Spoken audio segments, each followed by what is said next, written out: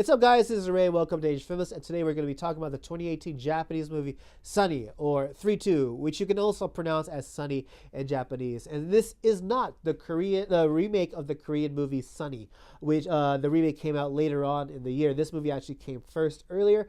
I did not actually watch this in the theater just because I felt kind of like, I didn't know what to expect with this kind of movie. Plus, there are other movies coming out at the same time. So eventually, I just waited for the DVD release. But anyway, this movie is directed by Shiraishi Kazuya and stars Kitahara Rie, who was once a member of idol group AKB48, and also stars Pierre Taki and Lily Franky. The story of Sunny. It's about this middle school teacher by the name of Akari, and she gets kidnapped by these two men who thinks that she's Sunny. Sunny is the kind of nickname they gave to this girl who 14 years ago had committed this murder of a classmate. She was in elementary school at the time. But Sunny is so popular that she's developed quite a cult following, if you will. So Akari tries to convince these two men that she's not Sunny, but these two men don't listen, and they hold her captive in this remote cabin in the middle of nowhere. And as time goes on, the two men invite other followers or cultists, if you will, to come and pay to meet Sunny. Eventually, Akari breaks free.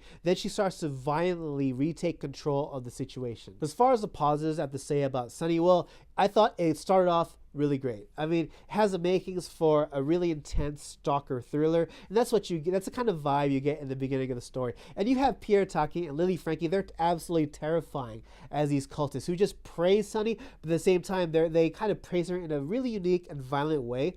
It's like, here's Akari. She's trying to say, no, I'm not Sunny, I'm not Sunny. And these two men are like, no, you're Sunny. Here, put on this dress. And then what follows are these scenes of torture and abuse, all for the sake of everyone's entertainment. Well, I think the people who are being entertained, they don't see this abuse and all this torture. However, what they do see is Sunny, and you actually get to see live streams of Sunny being broadcasted to other Sunny fans. And I think this movie was meant to be a commentary on the internet culture and its celebrities. After all, you have the internet who praises Sunny, and she gets popular off of these live streams, and you have these fans who want to come and meet her. And then you have it when Akari eventually breaks free, but then she gets so swept up in this kind of this wave of praise and worship, if you will, that she eventually adopts the moniker of Sunny. She becomes the character and starts talking to people as if she were Sunny for real. And while she adopts this newfound identity of Sunny,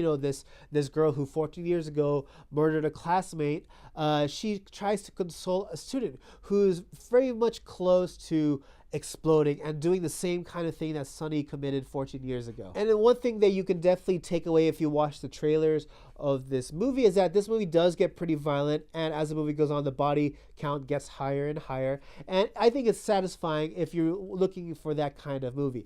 But as far as the negatives are concerned with Sunny, I thought the second half, well, it totally flipped, and it became just total bonkers and just really kind of nuts. And I was kind of half and half about it at first, but the more I thought about it, the more I felt like it would be something I counted more as a negative. Like, if you were just to watch the trailer going into watching this movie, you would think this would be kind of your revenge thriller kind of way, where you have this woman who's fighting off against these two abusive men who held her captive, and the violence and the body count that ensues. This movie has that to a certain extent. However, before it completes its path into becoming a fully developed revenge thriller, it actually becomes more of a mystery, thriller, black comedy kind of hybrid packed into one. I mean, to give you an example, first of all, about the halfway point, that's where Akari breaks free from her captors, and she starts taking control violently, as I pinpointed earlier. But then after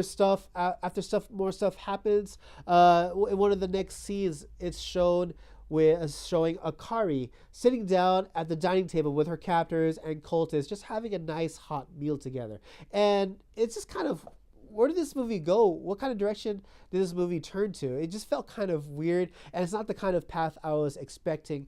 And, it gets really more bonkers when there's a second Sunny who joins in the fray. This second Sunny joins in. She claims that she's the real Sunny. And so we have these two girls competing to convince the internet that they're the real Sunny. And it just gets, weird. What started off as this stalker thriller kind of story ends up being this whole mashup of sorts. Overall, what do I have to say about Sunny? Well, it's an uneven movie, and it starts out strong. Don't get me wrong. I thought the first half was interesting and entertaining, but the second half, it was entertaining, but not in the way that I would expect. Just because the way the movie goes, it was not the kind of story I was expecting it to progress to. And after finishing this movie, it made me think, what was the theme of this movie? Was it about a woman fighting off against her abusive male captors?